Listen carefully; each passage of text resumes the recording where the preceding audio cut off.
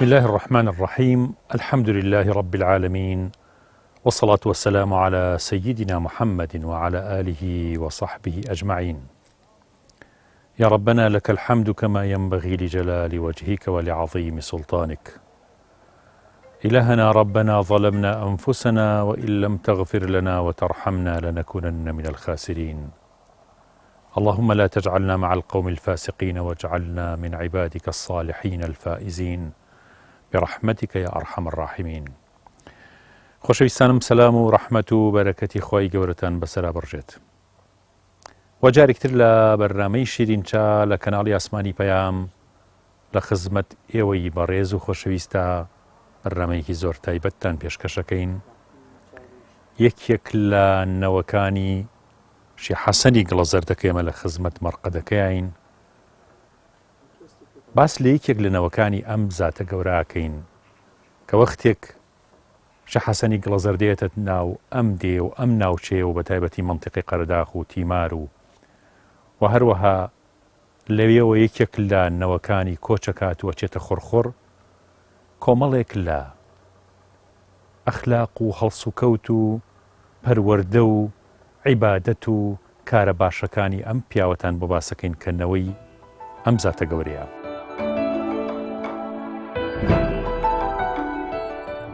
بەنامی حەق تەعالا، وەک نامی دەفەرمێت: ئەی جیلوەدەری حوسن و جڵە و کێشی تەماشا، سەر ڕشتەیی دین بێمەدەدی تۆ نییە حاشا. وەختێ پرشنگی نووری چاکەکاری و ئیمان بەنهێنی خۆی ساغەکاتەوە، ئیتر پەنهان و سر و نهێنی سەر دەردەکات و بە یەکەم بروسکە دەتەقێت و ئەندامەکانی جەستە تێراوی چاکەکردن دەکات. چاکەی پاڵفتەکراوی کارخانە قەدیمیەکەی ئیخلاس دەکەوێتە کار، کە دۆستانی خوا ڕوخساریان کەوتە بەربینایی زەمانە، نەکەن هەرگیز بێماریفەتی حوزوریان بن. قیلەتی ئەدەب لە حوزوریان نیشانەیەکی خراپی نەفامی و نەزانین و نەناسینی حەق تەعالایە. ڕێزی ئەهلی حەرەمی مەقام زیادبوونی بەرەکەت و دەستگەیشتنە بە دەرگانەی فەزڵ بەخش. وەختێ بە کەمڕوانین بۆ ئیماندارێ ببێتە هۆکاری کەمی ئیمان و کۆربوونەوەی معریفە، ئەیەبێت هەڵشاخان بە خاسانی خوایە ببێتە چ وێرانەیەک و چ خلیسکانێکی قیامەتی ئەو جۆرە کەسانە. سەرمایی تەمەن دڵ و کاتە، کاتت هەمووی بدە بە دڵت، دڵیشت لە مالایەعنیە بە خەسەر مەدە و سەرمایەکەت باش بپارێزە. ئێرەی دنیا شوێنی خۆشویستنی نەفس نییە. گەر لە داوی خۆویستی و خۆشەویستی خۆت دەرباز نەبیت تیاچیت. حاجی شێعەزیز یەکێکە لە نەوەکانی شێخ حەسەنی گڵەزەردە و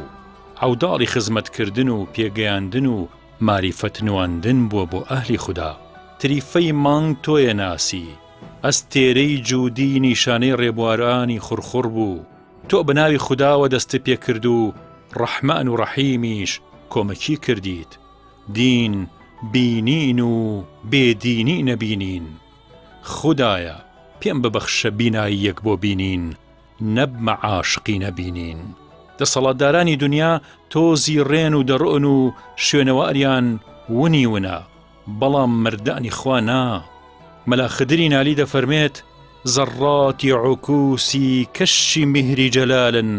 و ئەدێن و دەچن سەرزەدە سوڵتان و شەهەنشا.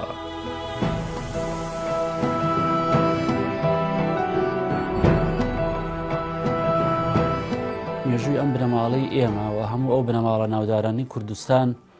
ڕاستی شتێکی گەورە و پڕ بایەخن، بەڵام بەداخەوە ئێمە بەهۆی ئەوەی کە دیکۆمنت نەکراوە هەنێکی هەر لە بیر چۆتەوە. بەڵام ئەوەی بکرێ ئێمە لە بیرمان مابێ یاخود بیسبێتمان وەکو هەموو بنەماڵەکە ناودارەکانی ترکە هەر لە بواری دینداری خواپەرستیا بەڕاستی پێشەنگ بن، هەر لە بواری نیشتیمان پەروەتی و دڵسۆدی و خزمەتکردن بە خاک وڵاتیانە هەم ئەلحەمدوللا هەڵکەوتوو بوون. تاوان باپیرەی ئێمە کە لە دایکمانەوە حاجی شێعەزیزی عەلیپەکان کە پیاوێک بووە گەورە و ناودار بووە، کوڕی شێخ حەمەی عەلیپەکان بووە. شێخ حەمەی عەلیپەکانیش کوڕی شێخ بابە عەلی تیماری بووە. بەڵێ ئەمانە وەکو دایکم ئیشارەتی پێدا کاتی خۆی بەهۆی هەر زروفێکەوە بووە لە قەرەداخ و هەڵکەندراون چون بۆ ئەو بەری سیروان و گەرمیان لەوێ دیارەکە لە شوێنێکە ئیشیان کردووە ویسیوانە بمێننەوە بە کۆچەری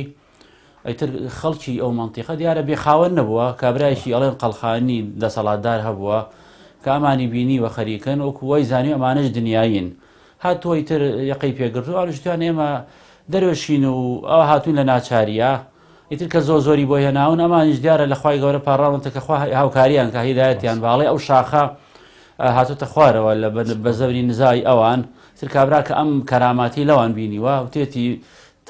داواکەم وازە نزا و پاڕانەوە بێن و ئێوە چی ئەڵێن ئاوا بێ حتاڵێ وازان حەودێ یا چواردەی داوە پیان دیەکانی خوڕخوڕ و عەلیپەکان و زەلکە و شوێنێکی تریشە بێ ئەو چواردەیە لێ تاپۆ کردوون بە ئیمزای خۆی ئێسێژ ماوە مۆری ئیمزای ئەو زەلکە و قەرەچەمیش بووە ئەمە لە لایەکی تریشەوە بەڕاستی بنەماڵی شێخ ئەمان سەر بە بنەماڵی شێخ حەسەنی گڵەزەردن تەبعاً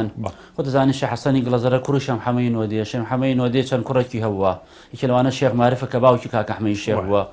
یەکێ لەوانە شێخ ڕەزای دیێلێژێ بووە یەکێ لەوانە شێخ عەلی کۆسەی دۆڵپەموو بووە ئەمانە هەمویان بەڕاستی لە سەردەمانی خۆیانە چرایەکی پێشمدار بوون بۆ ئەو خەڵکە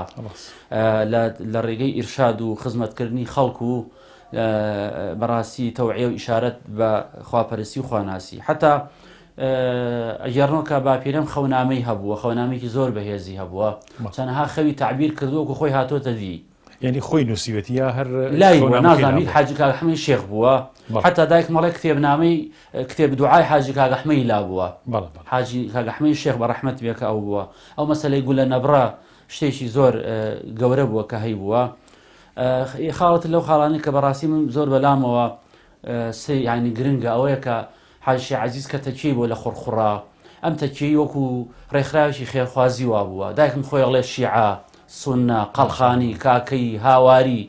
هەرچی ڕێکەوتوێتە ئەو مەنتیقە هاتووەتە تەکیەکەی حاجی عەزیزە بەبێ جیاوازی بە دڵ و بە گیان خزمەت کراوە نانی خواردووە ئەوش دڵسۆزەوە بۆ ئەم تەکیە بەڕاستی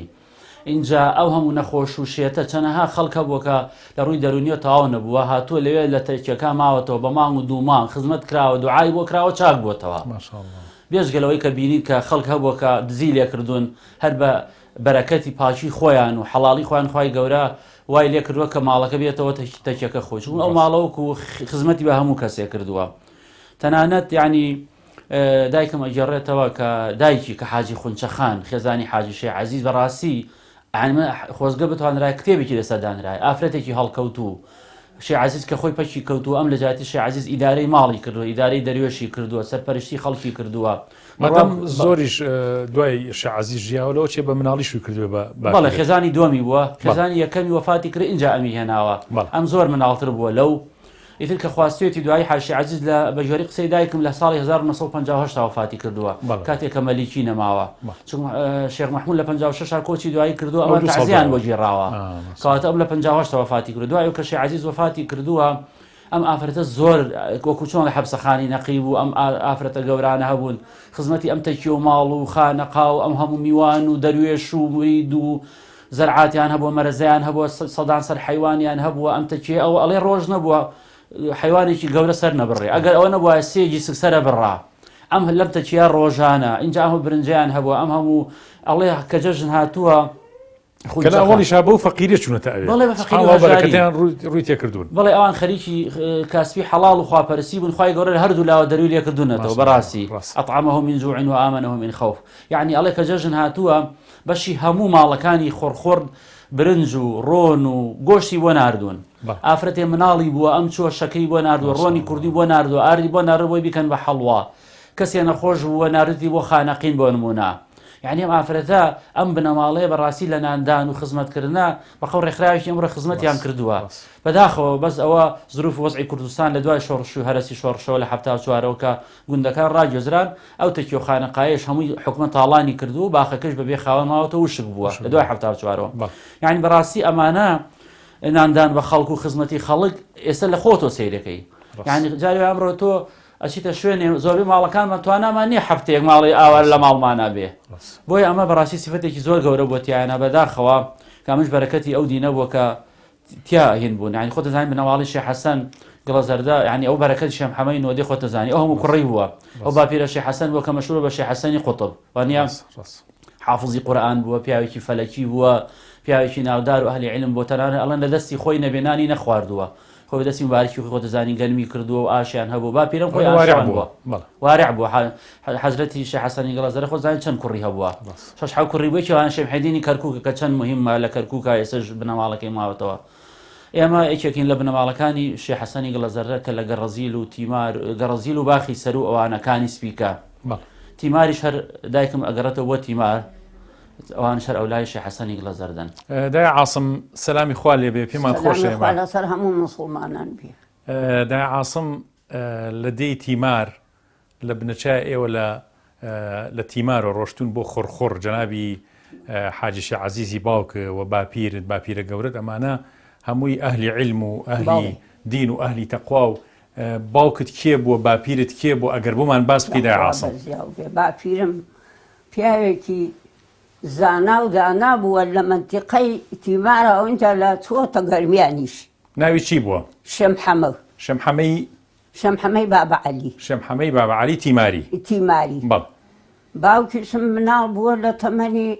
ئەوە دە 15 ساڵ بووە لەگەڵیان بووە شێخ عەزیز بەڵ کە لەگەڵیان بووە کۆچیان کردووە لە برسی و فەقیری بووە بەڵ کۆچیان کردەوە بۆ ئەو تێ ڕۆین سەری خۆمان نەڵەگرین لە منتیقەیەکە بەشکم شتێ پەیاکەی تر بە دوو مانگ چوونەتە ئەو منتیقەی خۆڕخۆڕە لەکوێ خۆڕخۆڕ لەو بەری سیروان لای مەیانۆ مەیان نازانی بەڵێ لای مەیانۆیە ئەوانیش کە چوون باپیرەم ئیتر گەڕاون و هینیان کردووە کوێرەکانیەکیان دۆزیوەتۆ خەریکی بووە باوکم و باپیرەم هی پیاوێک بووە وسەین بەگی گۆران هی ئەوە بووە ئەویش دوودار کردێتێکتر وایان لێ کردووە بووە بە نەهری ئاو ئێستا دەڵێن خۆڕخۆڕ باپیرەم ناوینەوە خۆڕخۆڕ یعنی خۆڕخۆڕ ئاوەکەی خۆڕ کە تووە ئەوێ فەرموویەتی کابرا هاتووە بۆیان وتێتی دوو کابرا هاتوون مەڵکەکانیان داگیری کردی ئەویە بۆیان بە لەشکرۆ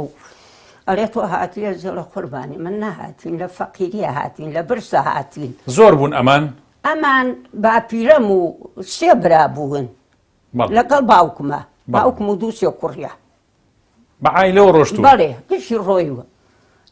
لەگەڵ وتێتی تۆاتی مڵ وتێتی قوربانی ئەمە من لە تۆ داگیر ناکەین ئەمە هەریە کۆڕین و گێڵکاریەکەین ئەگەر هاتە کایە و کردمان بەشت تۆ وەرە بەشی کە لە هەردوو لامان ئەگەر نەیش بوو وازی لێنین دەی خەریک بوونتر ئاوای لاتەوە بۆ بە بەحر ماشاءالله بۆ بە بەحر مەرەزایان لێ کردۆینیان بۆ لێ کردۆ و دوایی هاتوون بۆ باپیرەم لێ بگەن باپیرەشم تێتی ئەو ئالیا بۆسم بە دوورکان نوێژ بکەم دوورکان نوێژی کرد شێخ محەممەد ساڵح و شێخ محەممەد و شێخ عارف هەشتێکیان برا بوون ئەمە مێژوو ئەیگەڕێتەوە و باو باپیرمان گەڕێتەوە خۆ من نازانم ئیتر ئەگەر درۆ بێ و ڕاست بێ ئەمە بووە قوربان ئەویش هاوارەکە باپیرەم لەسەر نوێژەکە و باپیرە شێخ محەممەد ساڵحیش بڵێن ئەرێ خوایە دا ئەو لێ یەکەم ئەم شاخیکانی کەڵە بێتە خوارەوە ئەگەر ئێمە ناحەقی لەم پیاوە بکەین وەڵا ئەرێ شاخ هاڕەوەکانی وەیەتە خوارەوە ئیتر لە کابرا ئەرێ کاکە شەرت بێ من ساحێبی هیچ نیم ماڵ و مڵک و ئاو و فیسەبیلا گەردنتان ئازابی هەمووی بۆ خۆتان ئێستا ئەوەیە ماوەتەوە خۆڕخۆت چەند ساڵ و عەیام مەرەزەی لێ ئەکرا و زەرعاتی لێ ئاوەدانێکی زۆر مهم و هەمووی ئەیان باوکمە یا بە خەڵک ئەی کردووە یا بە خەڵک دایکم لە ماڵەوە خەرمانی هەڵەگر یا بە خەڵک دایکێکی زۆر سەغاوەتمان بوو خوا لێی خۆش ببێ خوا عەفویان کە سەغاوەت خۆشەویستە ئینشەڵڵا ئینشاءالله دایکم و باوکم تەکیەگار بوون دایکم هەیوو هەر بەیانێتارە باشیلم هەڵە کرد خەریکی خزمەتی هەتی و بێوەژن و شێخ عەزیز گشتی لە دەوری من خڕە کرد یعنی تەکیەتان هەبووە لە تەکیەمان بۆ بەیە قەزابی باخوا هزار دەبێتمان لە ئێران بوو ئەی زیکروشتیانە کرد لە تەکێکە بەڵێ دەبێت بەعتایە برایەکم بوو تەقلیدیا زیکریانەکەیتر ئەوە ناقەمە بازیە و ئەو مانگی بێشەرعیە ئەوانیان ناکرد ئەوانیان نەکرد ئێشادێکی نەکرد بەڵێ بەڵێ یەکێ بەهاتایە ئێرشاد بۆ معنایی ینی ئەگەر خەڵک باتایە نەسیحەتیە کرد لە تەکێکەیە چۆن تەریقەتیە بەخوا حەوجار خەڵی زەلامێکی ئاوردووە بر تا تەریقەتیەوە پێی ئەوێەوە نازانن گرانە باوکم پیاوێکی فەقیر پیاوێکی خواناست پیاوێکی دیندار پیاوێکی بەرڕەوشت بەخوا نەخۆش بوو مامۆسایەوەنم ئاو بۆ مێنن بیخۆمە پێم حرامە ئیش ناکەم شێعەزیز پیاوێکی ئاوا بوو ئەی نەخۆش بۆ توێتی ئاوم بۆ مێن ئەی ئەوەنەم بۆ مێنن تێر بخۆمەوە ئەی ئیش ناکەم حرامە هەر دایکم خەریکی ئەو تەکێ و شتەوە بوو تەکێکە لە خۆرخۆر بوو یا لە تەکێ لە خۆرخۆر بوو مزگەوت و تەکێ بەیەکۆن مزگەوتمان ئەوسا هەر گڵ بوو مزگەوتی گڵ بوو مزگەوتمان تەکێەوە تەنیشتی مزگەوتەکەەوە بوو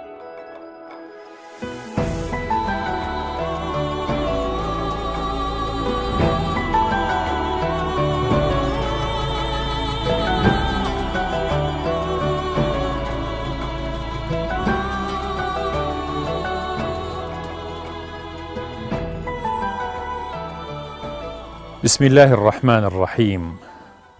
ألا إن أولياء الله لا خوف عليهم ولا هم يحزنون هەرگیز ئەو هەرگیز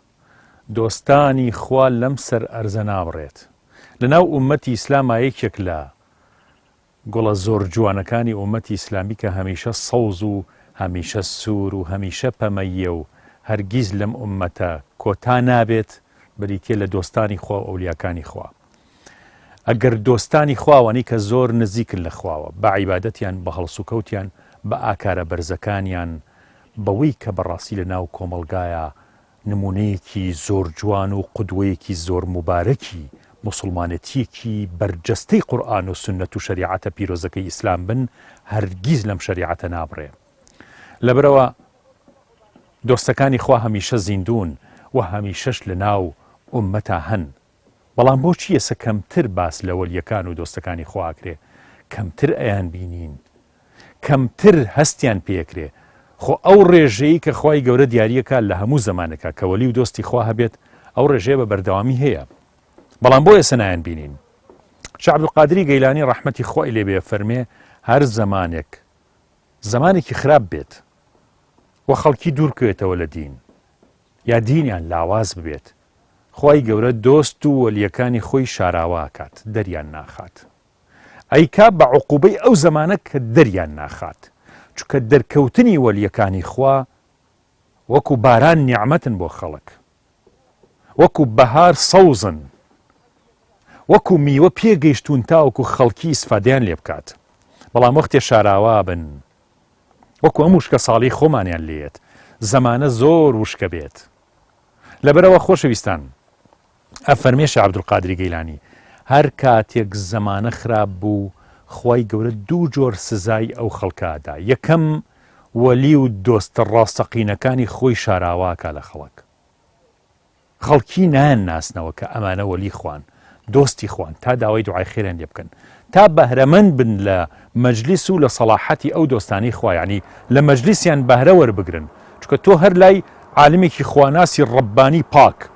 لای ئیماندارێکی زۆر باش لای وەلیەکی خوا تۆزە دابنیشە بەرەکەتت دەسەکەوێ ئەگەر هەر تەنها سەیری ناوچاویشی بکەیت بێجگەلەوە لە کەلیمە و وشە جوانەکانی چەند ئیسفاداکەی لەبەرەوە یەکێک لە عوقوبەی ئەو زەمانەیە سزای ئەو زەمانەی کە خەڵکی دوورەکەوێتەوە لە دینەوەیە کە وەلیەکانی شاراوا بن دووهەم شێخ عەبدولقادری گەیلانیە فەرمێ کۆمەڵێ زانا و عالم ئەنێرێ خوای گەورە بۆ ئەو زەمانە کە عوقوبەیە بۆ ئەو زەمانە عالم نین هەر بە ئەی هەیئەت و شێوە عالمن ئەخلاق و هەڵس و کەوت و حەڵاڵ و حرامی عالمیان تیان نییە لەبەرەوە ئەم دوو جۆر عوقوبەیە خوای گەورە ئێمە و ئەم زەمانی ئێمە بپارێزێ و نمونەی وەلی و دۆستەکانی خۆیمان پیشان بدا تاوەکو لە بەهەشتی مەجلیسەکانیان زیاتر بەهرەوەند ببین و زیاتر دوعا و پاڕانەوەکانی ئەوان کە وەکو دوعای دایک و باوک وایە بۆ موسڵمان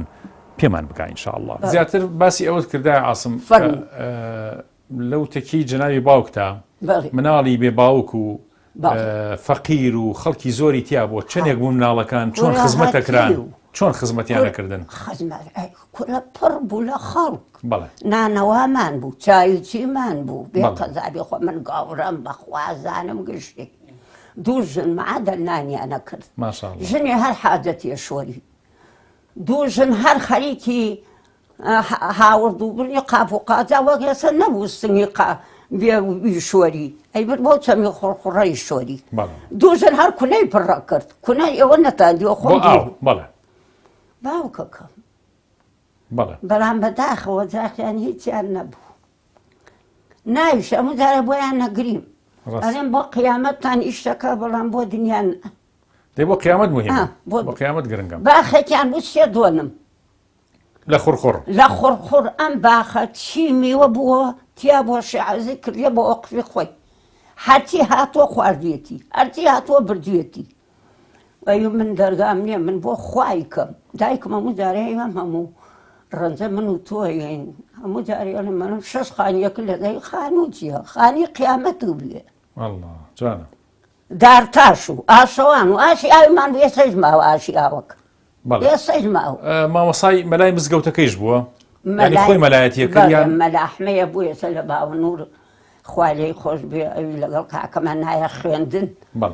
هەتیو بوو هەتی مەملەکەتی دنیا بوو گێڕای عەبابەی لێ هۆرێن مەلا حەسەنی هۆرێن ئێران خانەقی ئەو مەلاحمەوەی لەگەڵ ئەو برای منا بێ ئەکۆ نایە خوێندن هەتیو بوو ئەویش عالمێکی چاک بوو لەم سێ چوار ساڵە وەفاتی کرد مەلاحمە ئەوە مەلامان بوو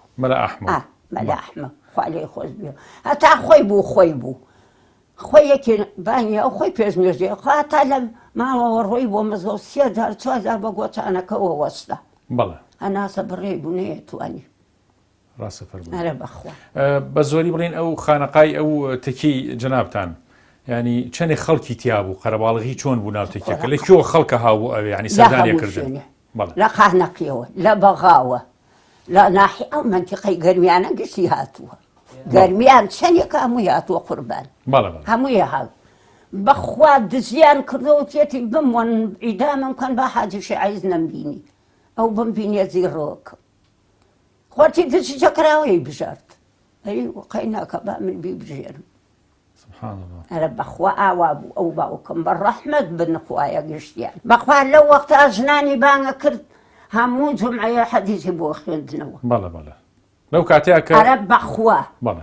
هەموو جارێ گەرم بۆ ڕۆڵم باپیرەتا ناوا بڕۆڵ بەسەرهات و ڕووداوێکە ئەو کاتە ڕوویا و ئیسفادەی لێ بکەین چی یعنی بۆمان بگەڕیتۆ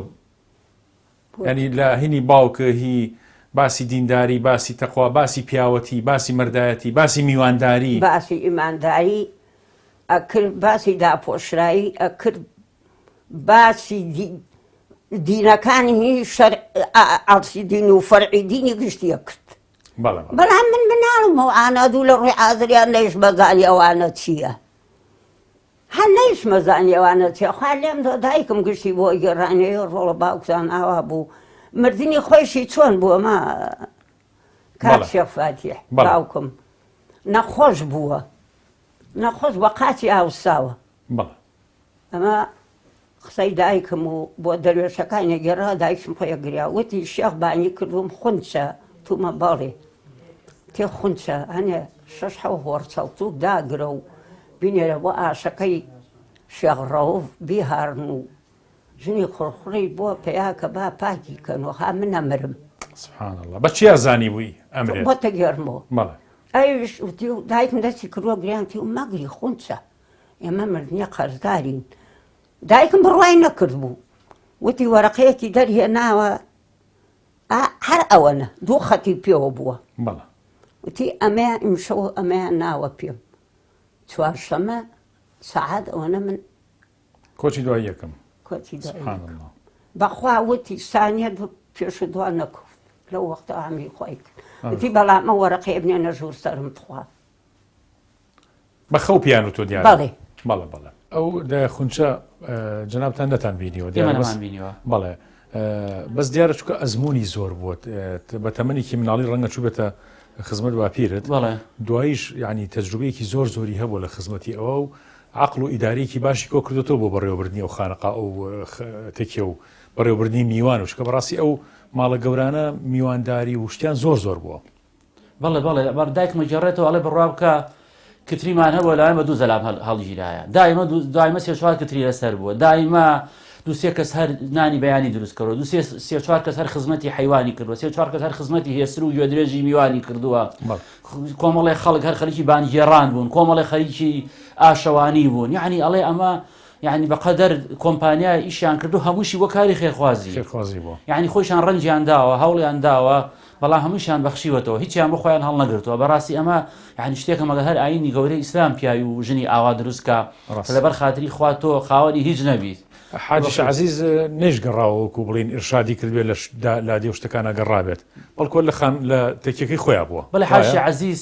يعني گەوری لەسەر ژیانی خۆی ژیاوە بەڵێ حاجی عزیز ئەوە بووە بەڕاستی معجیب من پێی ئێسەوەکو لەم سەردەما بێت پیاوێک بووە ئەو عەرز و ئاوەی کە هەی بووە خۆی بە چنگەکڕێ و ئارەقی ماندووبوونی خۆی خەریک بووە لەگەڵیا حتاڵێ خۆی چەکوشی دروست کردووە تەوراسی دروست کردووە خەریکی بەرداژ بووە ئاشەوان بووە ئیتر هەچی پێویستیاتی هەوجار بوون و خۆی دروستی کردووە ئەم هەموو دەرێشەیشی هەبووە يعني خەریکی ئێرشادی خەڵک بووە دایکم مەڵێ هەموو هەفتەیە ڕۆژان یادم سێشەمان بووە هەموو ئافرەتەکانی کۆ کردوێتەوە اینجا جمعە خۆی وتاری جمعی بووە خۆی هەچی هاتووە تەوبەی داداوە تدریسی کردووە يعني خۆی خەریک بووە بە کاروباری ئەو هەموو خەڵکەوە کە ڕۆژانە ڕووی تێ کردووە دوایش کە خۆی وەفاتی کردووە خونچەخان دایکم مەڵێ ئەگێڕێتەوەڵێ هەر میوانمان هەر هەبووە لە خانەقین و خەڵکاتوە لە ناحیمەیان و کار بەدەستان هاتوون زمانی شەڕۆژ و پێشمەرگایەتی پێشمەرە ڕووی کردووەتە ئەو شوێنانە ئەم خونچەخانە خۆی بە گەورەی و مەردایەتی و شەهامەتی خۆی نەهێشتەوە کە لەبەرە دروست بێ هەر لە کاری خێرەمەندی و خێرخوازی و بەخێوکردنی حتا ئێستا دایکم ئیشارەتی بەوە داوتی ئێمە هەمومان لای دایان بەخێوکراوی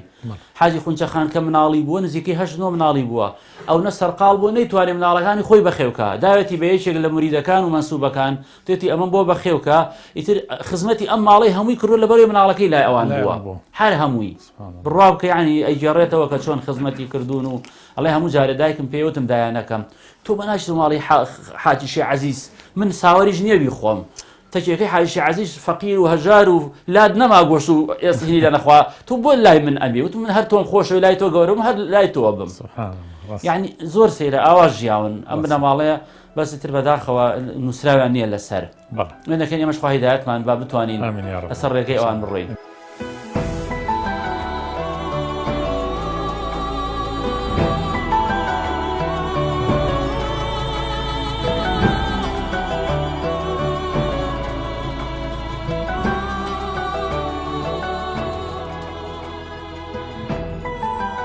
بە دڵنیایی لە هەموو سەردەمەکانە دۆستی خوا و پیاوی خوا و ئەولیای خوار هەبووە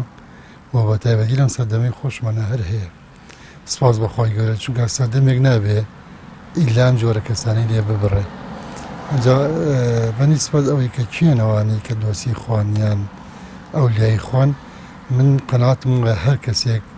کە بە تەواوی تەجەڕودی کردبێ بۆ خوا و خۆی بۆ خوا یەکلایی کردبێتەوە و عیبادەتێکی پاک و بێگەت ئەنجام بدا لە ژیانی ڕۆژانی خۆدا ئەوە پێم وایە دۆستی خوا و ئەولیای خوایە ئێدە ئەولیایە لە کەسێکەوە کەسێکی تر هەڵبەتە نسبەتی باشەکەی گۆڕێ بەس من قەناعەتم وایە هەموو کەسێک ئەتوانێت لە ڕێگەی نزیک بوونەوە لە خوای بە تەواوی خۆی بۆ خوای گەورە یەکلایی بکاتەوە ئەو کاتە لە خوا نزیکە بێتەوە دۆستەکانی خوا کێنەوانن کە خوا خۆشیەوەن کەی خوا عەبدێکی خۆشەوێ ئەو کاتی بە تەواوی هەستێ بەو فەرمان و ئەرکانەی کە خوای گەورە بۆی داناوە ئەمە زۆر پێمانەوترێ با قورئان لە ڕۆژێ لە ژیانی ڕۆژانی خۆمانە تەطبیقکەین کامە ئەولیاکان کردویانە یخۆ ئێمەش ئەتوانین خوا ئەفەرمێ نوێژ بکە ئەیکەین حرام مەخۆ نایخۆین تەحەدا مەکە نایکەین زوڵم مەکە نایکەین ئەو ئیشانی کە بەرەو خواچوون و بەرەو ساڵحبوون ئینسانە بە ئێمە ئەنجام بین دڵنیا باگەین بۆ ئامانجەی کە ئەمانەیە کە ئەویش لە خوا نزیک بوونەوە بەرەو خواچوون خوا هەتا وەفاتی کشی کردایکیشم مابوو هەتی وشت هەر لە لای بوو ژووری بۆ کردبوون خانووی بۆ کردبوون وەڵا هەر لای خۆی هەر لای خۆی لە ماڵی خۆی هەر لە تەکیە چەند کەسە بوون وەڵا زۆرە بوون کوورە بەخوا دوو ئافرەت ئێستا وەزانم یەکێکیان هەر ماوە حەبیب بوو حەبیب خەڵخانی بوو لە وڵاتەوە هاتوو لەگەڵ ژنەکەی ئەژنەکەی ئەمری خوای کرد مسلمان بوون هەمویان هەردووکیان خۆی و عایلەکەی مسلمان بوون لای جەناوی باوکم مسلمان بوون یا هەر خۆیان مسلمان لای باوکم مسلمان تۆبەیان کردانی دانی خۆیان هەڵکێشا بووتی و بەرازمان پێ خواردبووە وەڵای کرد دوایی باوکم گەورەی کردن دوانیانی یا بە شوویەکیان ژنی بۆ هێنا ئیتر من ئەوانم لە بیریە من دی بووم ئافرەتەکانیش ڕاستەکەی اینجا قوربان ئەمە خۆ من لای دایانی بەخێو کراوە هەرەکی دایانێ بەخێوی کردین ئەوەنە لە ماڵی تەکیە نەبووین بەس خۆم من خۆم وریە ماگام لە شتەکانە لای دایان ئەو کاتەدا هیدەکەی خۆرخۆر بڵێن بەڵێ هەرێکی گراوین بە یەکیە ڕاستیێغار بوون و نەیان پەرژاوە هەرێکەیەکێ بردنی لەبەر واحتیات بوون بە خێویان کەن تەکیە قەرەباڵغی هەبووە هەموو ڕۆژێ چۆن چێشت و شت کراوە کێ بە چیتانە کرد چیتانە خوارد وەڵا هەموو ڕۆژێ چێشت و گۆشت بەڵێ هەموو ڕۆژێ یا گوێرەکە سرە بڕا یا بزن سرە بڕا هەموو دارێ حیوانتان هەبوو کوڕڕانێک 600 حیوانمان بوو ماشاءالله گاەلێکمان بوو دەوڵەمەند بووین زۆر بەخوا بەزابێ بەخوا کولی ڕۆژە چێشت و گۆشت بوو کولی ڕۆئێوارە و بەیانی زەرعاتی خۆمان بوو هەمووی باوکمەی کرە و ئەو وەختە لە دوایشە کاکەمەی کرد ئافریکای خۆ چەمێکی زۆر و زەبەنە بامیانە کردە خوا ئەوە ماوە ئەوەی خۆرخۆر ئاوەکە ماوە بەڵێ بەسەمی کردوە ئەو کۆمەوە ئەی چۆن گەڕانەوە بۆ تیمار جارێکتر ئێوە نەگەڕانەوە هەر لەوێن سێ پشتمان لەوێ هێست ینی ئیسا ینی قەبرسانی خۆتان لەوێ هی باوافیر لەوێمان لەوێ ئەوەشی لەم دوایە مردووە لە باوە نور خۆشەویستانم ئێستا وەسیلەکان و هۆکارەکانی بڵاوبوونەوە بڵاوکردنەوەی شتی جوان زۆر زۆرە لە ڕێگەی ڕاگەاندن لە ڕێگەی کەناڵە جیاوازەکانی گەاندن بە خەڵکی لەبەرەوە با زۆر ئەو پێشینە ساڵحانەی کە هەمان بووە لە لادێکانمانە لە ناوچەکانمانە بیان ناسینین بە خەڵک با ڕەوشت و ئاکارە جوانەکانیان جارێکتر پێناسە بکەینەوە بۆ خەڵک با ئەو نمونە جوانانەی کە هەیان بووە آخر نمونەی بەسەرهاتی چاکانی کورد کەمتر نییە لە نمونونەکانی بەسەرهاتی چاکانی عەرەب و فارس و تورک لەبرەوە بۆ ئێمە بە کتێب بە بەرنامە بە شێوازی جیاواز بە فلم کە جیداخە بەڕاستی جێ ئەسەفە ئێمە پیاوانێکی زۆر گەورە و مردی زۆر گەورەمان هەیە لەم کوردستانەیە کاکە ئەحمەدی شێخ تا ئێستا نابینی فیلمێکی لەسەر کرابێت ئەم شێ حەسەنی گەڵەزەردەیە تا ئێستا نابینی فیلمێکی لەسەر کرابێت یعنی ئەم پیاوە مەردە گەورانەمان بەڕاستی ئێمە زۆر بەڕاستی بێوەفاین بەرامبەر بەم پیاوە زۆر مرد و ئەم قوتابخانە گەورانی کە لە کوردستانی خۆمانە ئەو خانەقا و تەکیە گەورانی کە هەزاران وەلی و دۆستی خوا و شاعیر و بلیمەت و زانایتیا هەڵکەوتووە لەبەرەوە زۆر پێویستە بۆ ئێمەی مسلمان بەڕاستی بە جددی لا لەمانە بکەینەوە زانای زۆر گەورە لە وڵاتیا هەڵکەوتووە وەلی زۆر گەورەی تیا هەڵکەوتووە دۆستی خوا کە سەدان و هەزاران مریدیان پێگەیاندووە خەڵکیان لە گوناه و لە تاوان گەڕانەتەوە تەوبەیان بە خەڵک کردووە خەڵکیان والێ کردووە کە بەڕاستی لە باتیەوەی گوناه بکات نزیک بێتەوە لەخوا لەبەرەوە ئەم تەسبیحاتەی لەم وڵاتەیە هەبووە با دانەدانە بیان ژمێرین با بیان خێنە سەر ڕووپەڕی لاپەڕەکان با بڵاویان بکەینەوە با گەنجەکانمانێن لەسەر پەروەردە بکەین ئەوەندەی دەستمان بەسەریانە ئەڕوات بۆچی ئێمە ئەم وەلی و دۆستانی خۆمانمان لا کەم بێت تاوەکو گەنجەکانمان بچن دوای خەڵکێک بکەون دوای ناونیشانێ بکەون دوای نمونەیە بکەون کە نمونەی خراپ بێ لە جیهانە نمونەی تێک دەربێت ئەخلاق و ڕەوشتیان تێک بات با ئێمە ئەم شتانە یەک بخەینەوە با مسلمانان هەمومان بەڕاستی نمونە جوانەکانی وڵاتی خۆمان بەکەم نەزانین ئەمانە وەلی خوان ئەمانە دۆستی خوانشتی زۆر گەورەیان کردووە نمونەی زۆر زۆر جوانن ڕزای خۆیان لێبێکە بەڕاستی تا ئێستش نمونونەکانیان ماوە بۆی کە شوێن کەوتوانیان ئەتباعیان مریدیان بەڕاستی ئەگەر ڕاست نەبوونایە پاک نەبوونایە تا ئێستش ناونیشان و شوێنەوار و ئاساری ئەمانە نامە.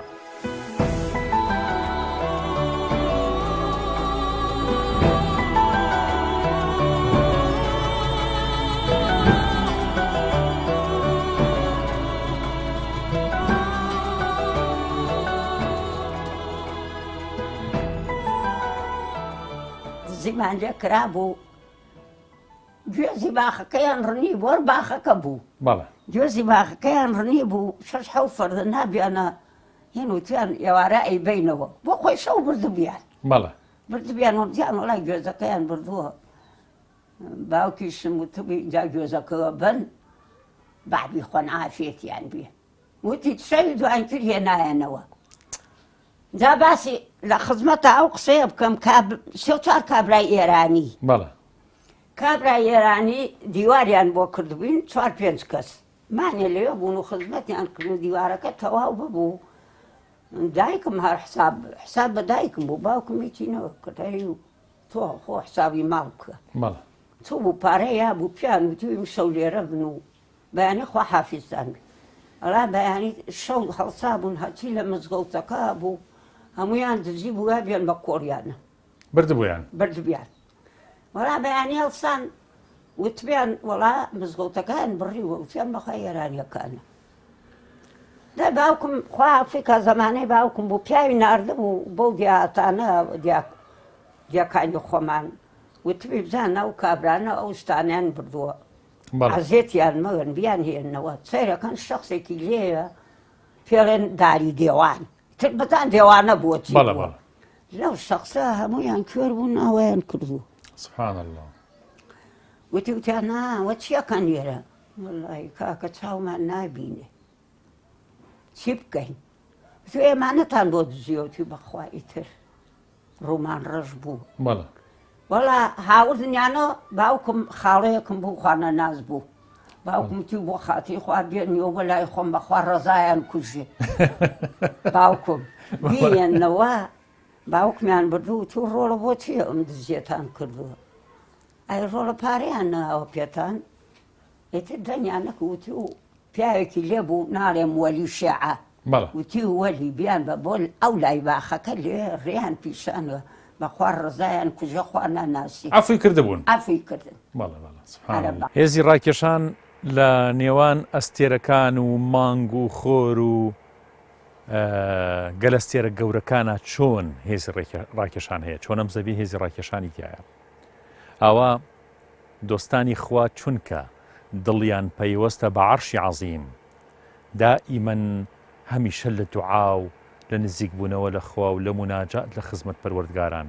لە حەزات و چرکە ساتێکیان بۆ دروستە بێت کە زۆر قوربیان دەسەکەوێت زۆر نزیکە بنەوە لە خوای گەورە خوای گەورە فەزلی خۆیەتی یا پێیان لەبەرەوە بەلامانەوە سەیری نەبێت کە ژنێک لە وڵاتی ڕووسیاوە خەوێکە بینێ یەکێک لەم دۆستانەی خوا بینێ لە خەوا و جازبیەتی قەلبی ئەم ئینسانە ساڵە حەوای لێکا بێ لەسەر دەستی ئەم تەوبە بکات و بگەڕێتەوە ئەبێ کۆچ بکات و هیجرەت بکە وڵاتێکی دوور و درێژی ڕووسیا و ئێران و بەتەنیا ببڕێ بێتە کوردستان بێتە خوڕخوڕ تاوەکو لەسەر دەستی ئەم دۆستەی خوا تەوبە بکات و ئیمان بێنێت و موسڵمان ببێت و مهاجری ئەم ڕێگەیە بێت و لەم وڵاتیشا کۆچی دوایی بکات دا عاسم ئەگەر هەموو چیرۆکەکەمان بۆ باس بکەی لە سەرەتاوە ئەو ژنە ڕووسیا ناوی چی بوو لە کێوە هات بۆچی هات چۆن هات بۆ لای باوکە موسڵمان بێ ئەومان بۆ باس ئەوەی من بزانم مامۆساییان سەلامی خواتان لەسەر بێ مامۆسدادا ئەنەچی ناو نازانم چی ناو نایان گۆڕی باوکم ناوی گۆڕی بە فاتمە ئەی لە پێشە ناوی چی بوو بیر نەماوە کە ڕووسی بوو بەڵێ ئەو ژنە ڕووسیا ناوی چی بوو پێش ئەوەی ناوی فاتمە بێت بەخوا من نازانم ناوەکەی چی بوو تۆ دی بوود ئەو ژنەوانیە 6 مانگ زیاتر دیومە بە قزمەت یا بووم باوکم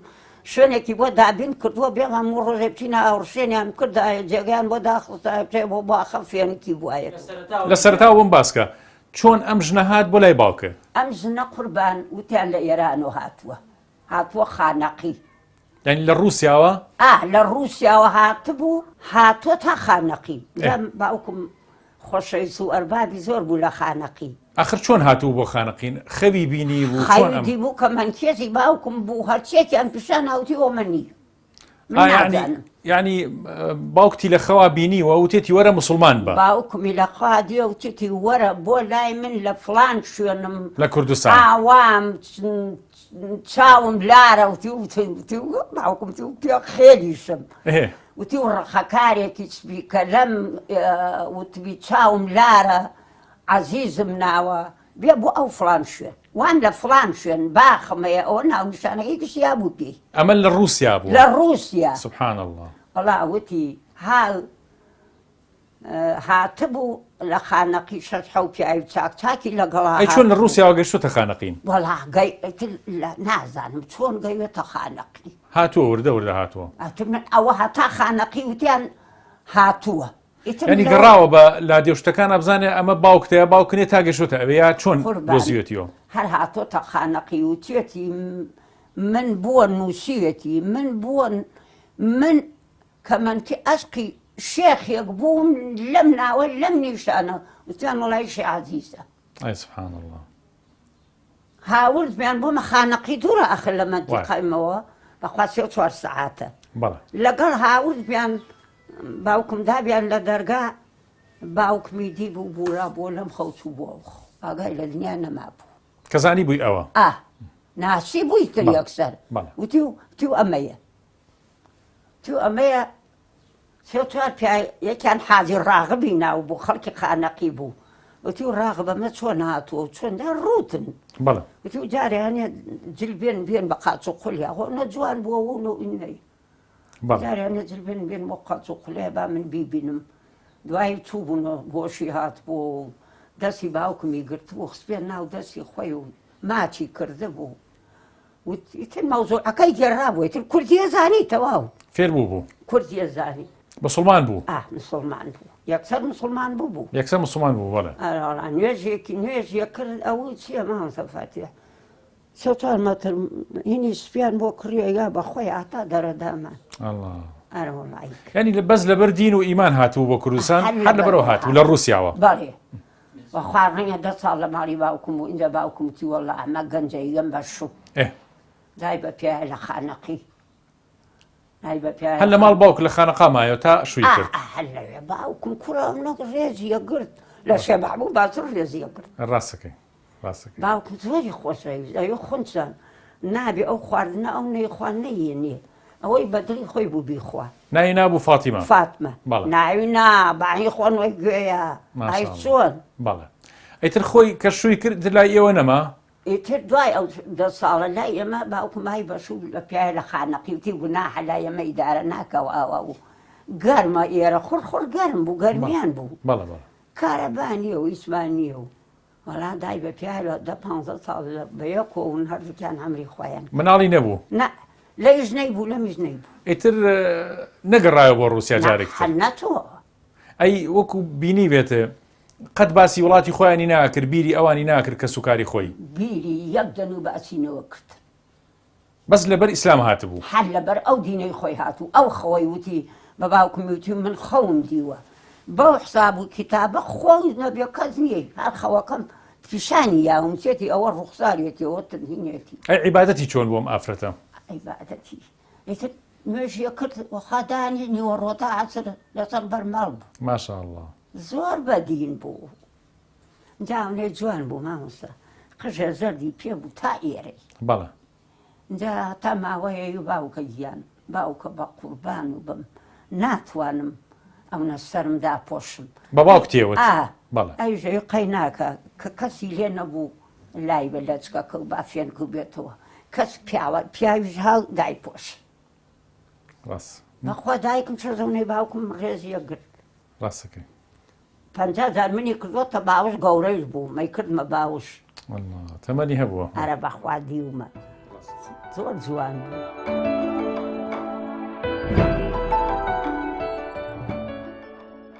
ئاخر بە چه ئاماژەیەکی جیهانی پەنهان هاتی